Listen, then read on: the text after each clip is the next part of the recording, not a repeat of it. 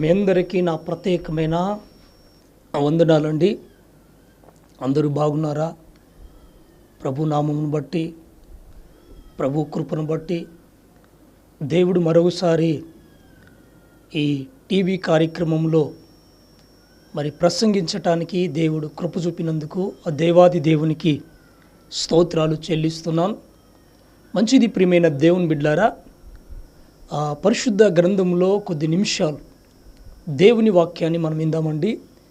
దేవుని వాక్యాన్ని చదువుతుండగా శ్రద్ధ కలిగి మీరు చివరి వరకు, ఆఖరి వరకు ఈ యొక్క వీడియోని మీరు చూడాలని ప్రభు పేరట మీకు వందనాలు చెల్లిస్తున్నాను.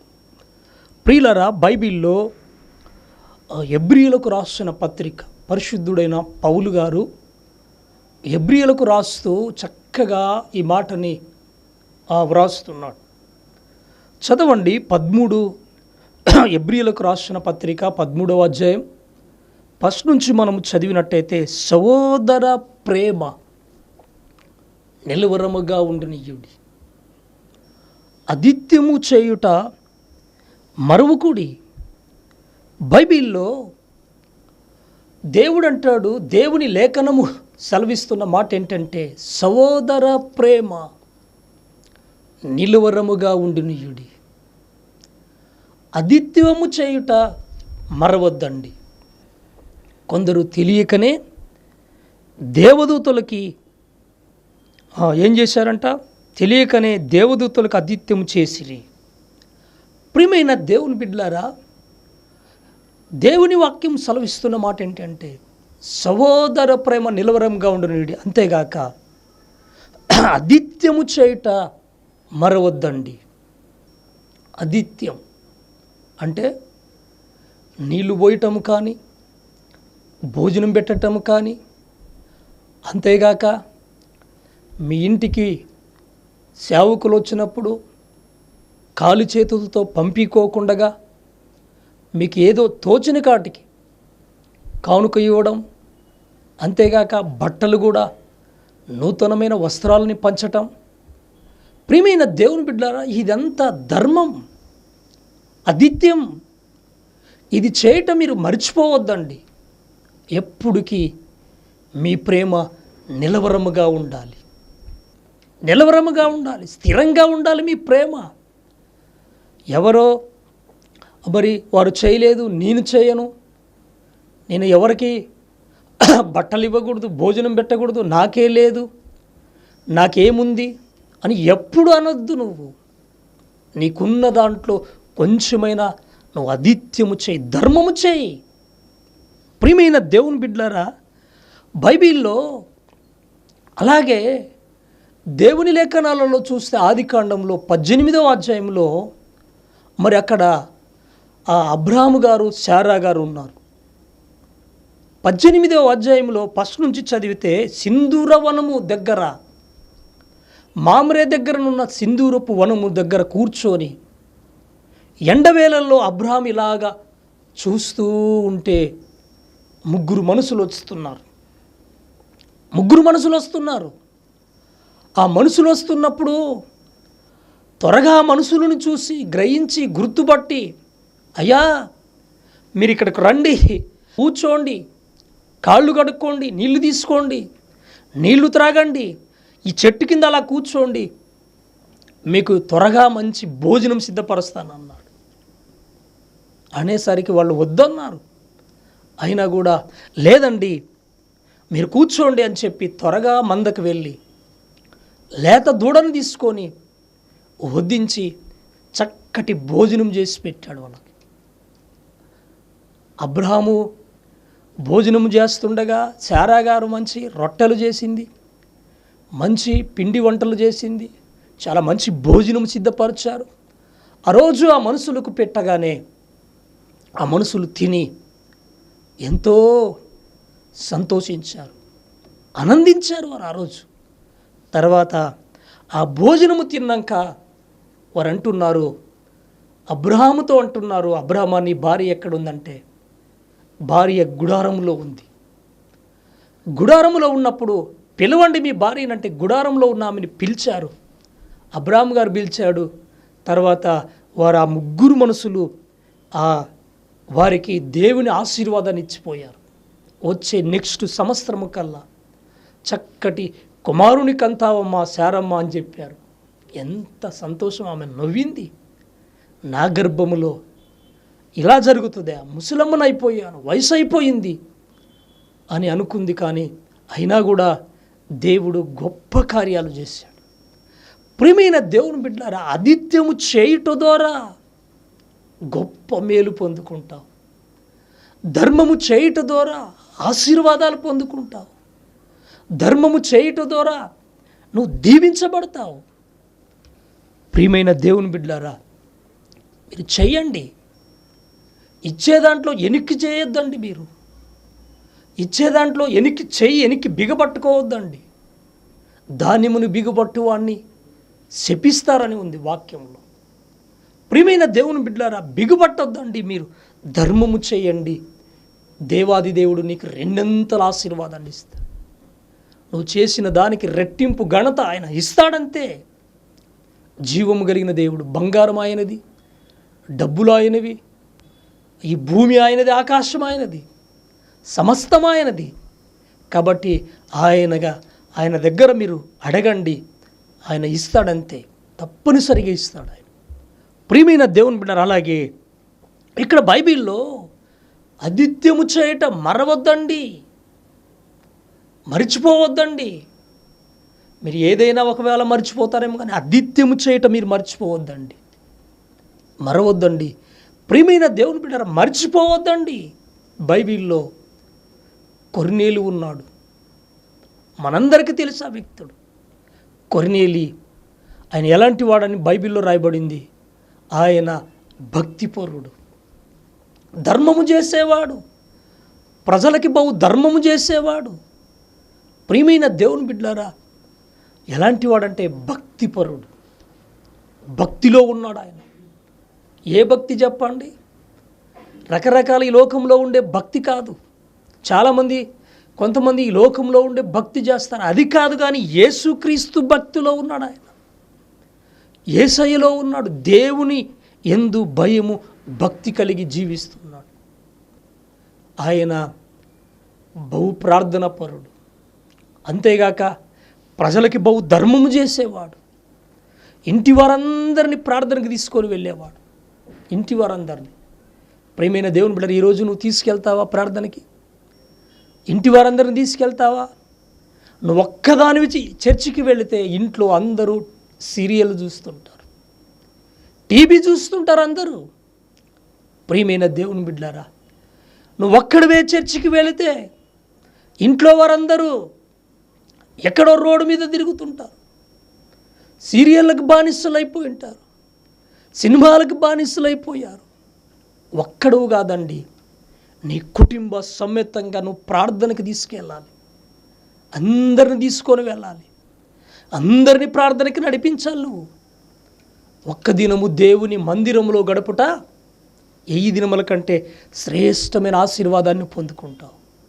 నువ్వు ఒక్క దినము ఆదివారం చర్చికి వెళ్ళకోకుండా ఇంట్లో ఉంటే, సీరియళ్ళు చూస్తే, రోడ్డు మీద తిరిగితే 1000 దినముల కంటే ఎక్కువైనా నువ్వు ఆశీర్వాదాన్ని కాదు శాపాన్ని తెచ్చుకుంటావు.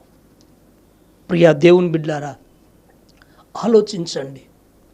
ఇవి నా మాటలు కాదు, కానీ దేవుని వాక్యము చెబుతున్న మాట ఏంటంటే, అతడు బైబిల్లో అపోస్తలుల కార్యాల గ్రంథంలో 10వ అధ్యాయంలో ఆ మాటలు ఉంటాయి. మీకు కావాలంటే చదువుతాను. 10వ అధ్యాయంలో ఫస్ట్ నుంచి మనం చదివినట్టయితే, ఇటాలీ పట్టణం అనబడిన పట్టణములో శతాధిపతి అయిన కొర్నేలు అను ఒక భక్తిపరుడు కైసరీలో ఉండెను. అతడు తన ఇంటి వారందరితో కూడా దేవుని యందు భయభక్తులు గలవాడయుండి ప్రజలకు బహు ధర్మం చేయుచు ఎల్లప్పుడూ దేవునికి ప్రార్థన చేసేవాడు. ఎలా చేస్తాడు చెప్పండి? ప్రజలకి బహు ధర్మము చేసేవాడు. డబ్బులంటే వెనకాడేవాడు కాదు, బట్టలు ఇచ్చే దాంట్లో వెనకాడేవాడు కాదు. ప్రియమైన దేవుని బిడ్డారా, త్యాగము కలిగిన వాడు, త్యాగము చేసేవాడు. యేసుక్రీస్తు త్యాగము కలిగిన దేవుడు. ఆయన త్యాగము ఈ ప్రపంచంలో ఎవరికి లేదు, యేసుక్రీస్తు త్యాగం. అందుకే త్యాగము చేశాడండి ఆయన చేసిన త్యాగాన్ని ప్రపంచంలో ఎవరు చేయలేదు. రక్తము గార్చాడు, మన కోసం ప్రాణం పెట్టాడు. కలువరి శిలువలో ఎర్రటి వెండవేలల్లో ఆయన గొల్గోతు కొండపైన ఆయన ఎంతో ఎంతో శ్రమ అనుభవించాడు మన కోసం.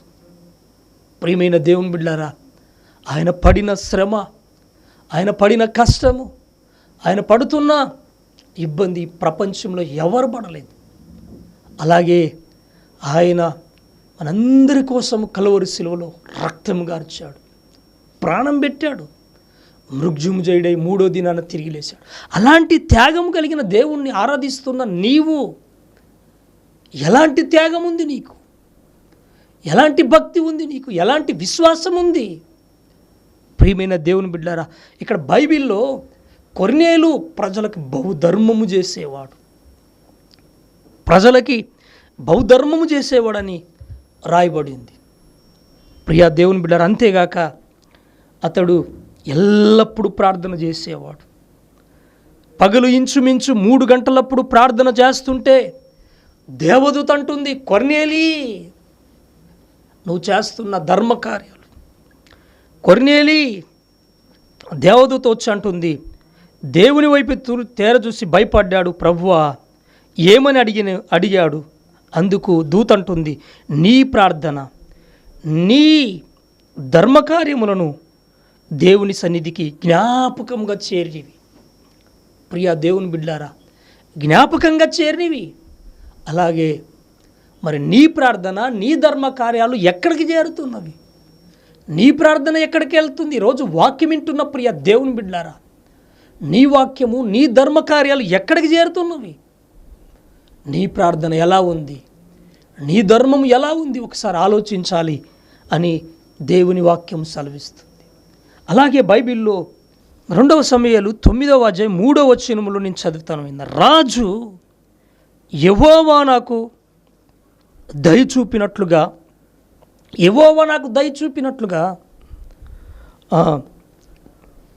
మరి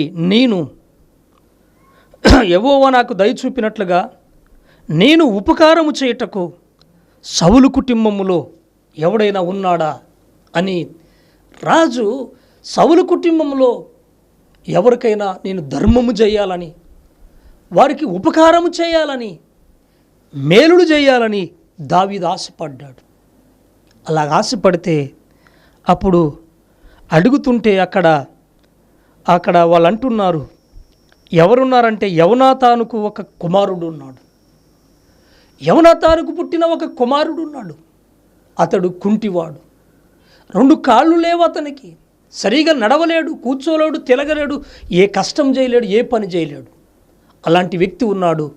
అలాంటి వ్యక్తి ఎక్కడున్నాడంటే పలాని ప్రాంతంలో ఉన్నాడు, అతన్ని పిలిపించండి అంటే త్వరగా పిలిపించారు.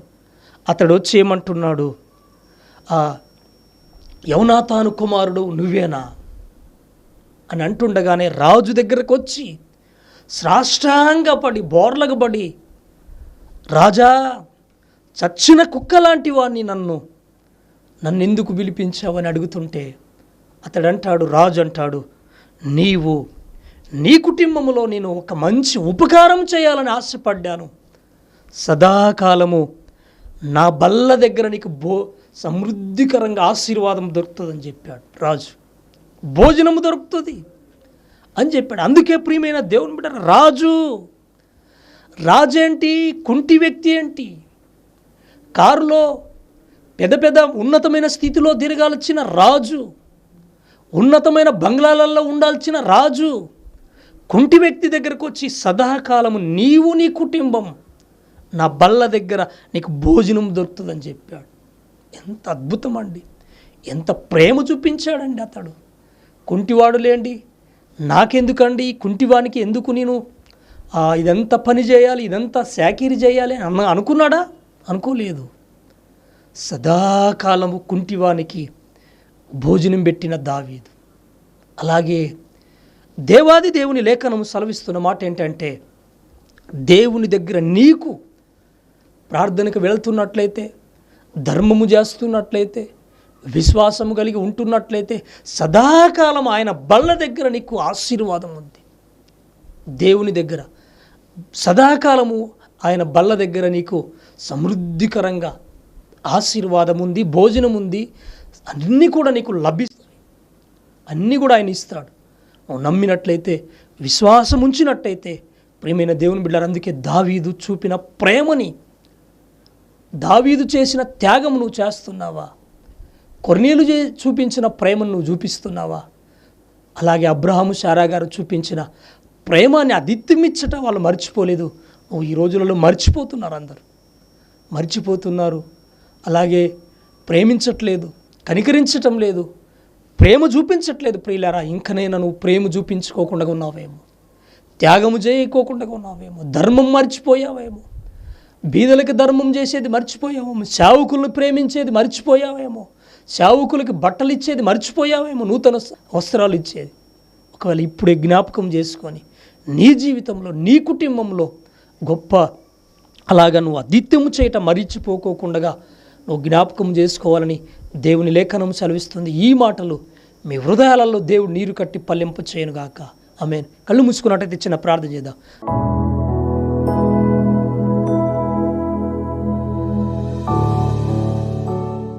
జీవాధిపతి, జీవం కలిగిన దేవుడా, ఈ లేఖనాలు సెలవిస్తున్నవి తండ్రి. మీరు సహోదర ప్రేమ నిలవరముగా ఉండను, అదిత్యము చేయటం మర్చిపోవద్దని అంటున్నాను. అవును తండ్రి, మేలు చేసేది ఎంతోమంది ఈరోజు మర్చిపోయారయ్యా, ధర్మం చేసేది మర్చిపోయారయ్యా.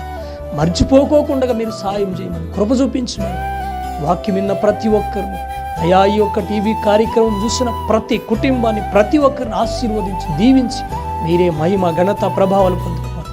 నజరేయుడైన యేసుక్రీస్తు నామములో ప్రార్థిస్తున్నాము తండ్రి. ఆమేన్, ఆమేన్.